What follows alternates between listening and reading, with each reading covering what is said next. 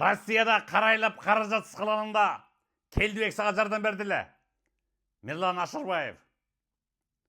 Эми осы Аманатка кыянат кылып качып жүрөсүң. Блоктоп салган албакчы. Мына көрүп койгула фотографиясын. Ашырбаев Мирлан атбасынын башка аңдайлынан болот. Россияда иштеп жүрүп, эчтекеси жок калганда аттатоонда узашкан бияка муну Келдибекке окшогон достору. Еще Сахалинден балык берип жүргөн, балыктын тең келбептир. Ошонун баш аягы 60 000 сомго жакын чыгым кылып туруп сен качып жүрөсүң Ашырбаев Мирлан. Тез Келдибекке акчасын кайрып бергин. Мына көрүп койгула ошо фотографиясын.